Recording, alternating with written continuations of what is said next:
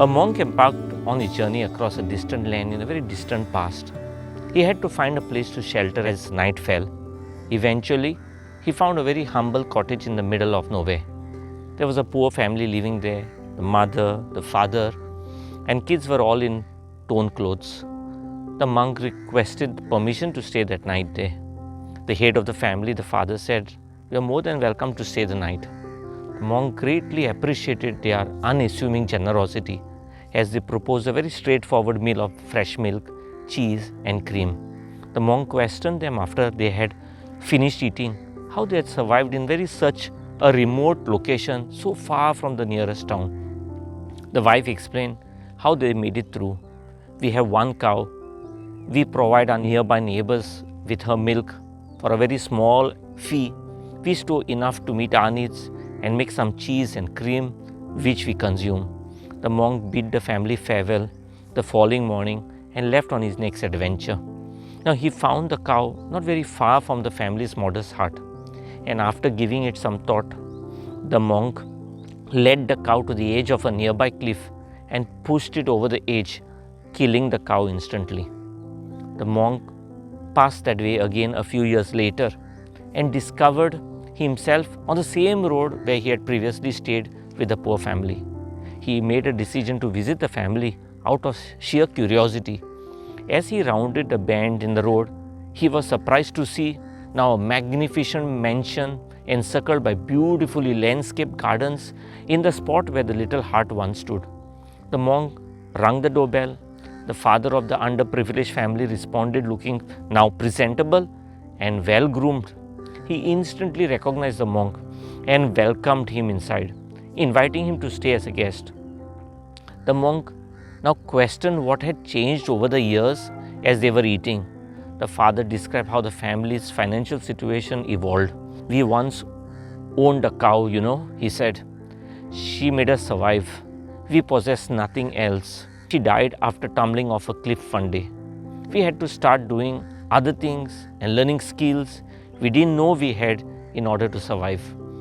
We were compelled to devise novel methods of operation and work harder. The situation is much better than it was earlier." The old monk grinned and said, "So it was the cow that was actually holding you back." Friends, are we cruising? Are we coasting? Or are we anchored? Coasting in life means you are not taking action, and therefore you are by nature going downhill. You are living on the momentum of your past efforts, or you are probably being pulled or pushed along by someone else, and you are anchored. To live a passionate, purposeful, and a fulfilling life, you must learn how to never settle for less. Don't settle for less.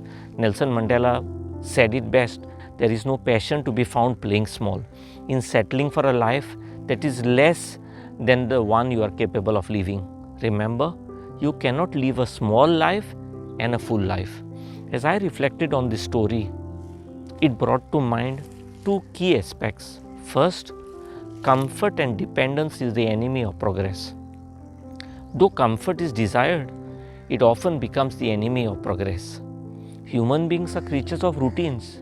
Even the most spontaneous among us stick to a lot of routines and habits in life. We settle in and accept the status quo, saying it's what it is, and we tell ourselves because it's all we know. We follow routines. If you want different results than what you're getting, you have to try different approaches. If you keep doing what you have always done, you will get what you have always got, says Henry Ford.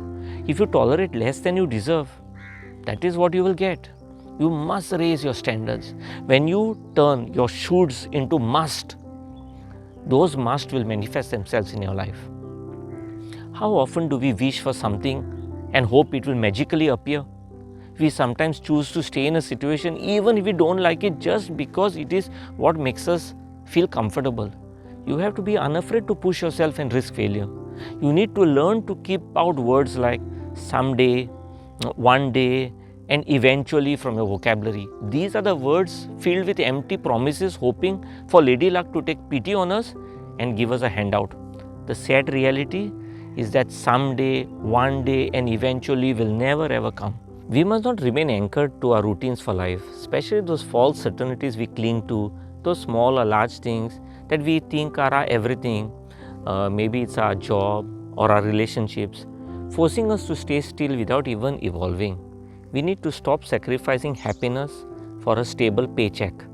Innovation can only occur when you let go attachments that are holding you back. We all seem to have chains that hold us back. We all have this nasty habit of holding on to things or relationships that make us dependent on them. Like the cow in the story, we end up depending on specific things, people, situations, or attachments to milk our validations from. You and I cling to them because we are totally afraid of who we will be without them. We stress about the possibility of losing them. In trying to hold on to what's familiar, we limit our ability to experience new opportunities to greatness. This crutch of emotional dependency is simply mooring our life on the shore and depriving us of the opportunity to explore the ocean. We cling to these fleeting things for dear life, rationalizing then our poor choices, and one day when life brutally strips them away from us, we awake. It is in that moment when we step out of the comfort of our boats, naked without everything that defined us, that we can choose to either suffocate and drown or dare to discover that you actually swim across the ocean of life.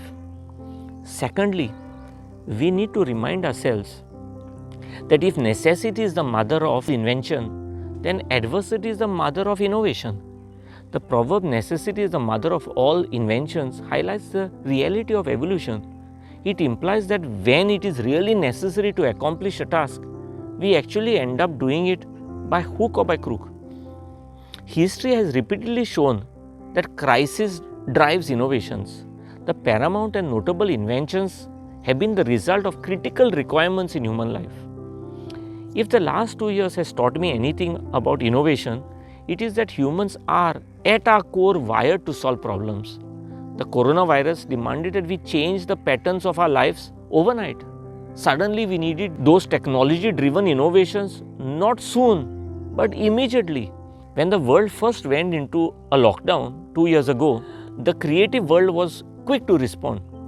The worldwide health crisis brought by COVID-19 moved each brick on the production and management of every industry, forcing everyone to take new measurements or new measures to survive and create new business plans that seemed impossible before that. Grocery stores shifted to online ordering and doorstep delivery as their primary business.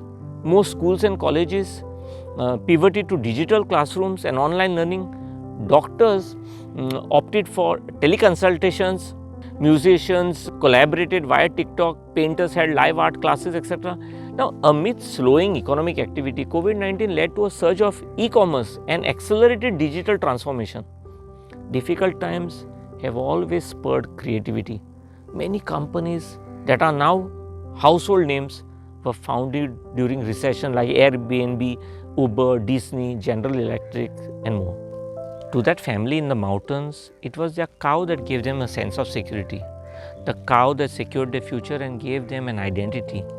Think what would have happened if that family hadn't lost their cow, or if that monk had not pushed the cow to its death.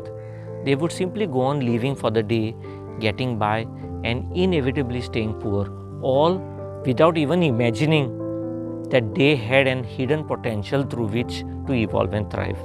The apparent tragedy of losing the cow actually turned out to be a great opportunity. It was the beginning of a new path for them. Friends, do you realize that you have skills that you are simply not exploiting and capitalizing on? Skills you are deliberately deciding not to use? Clearly, you cannot wait for a master to come into your life and kill your cow. You have to do it. You are your own master. You are the master of your life, the one responsible for who you are.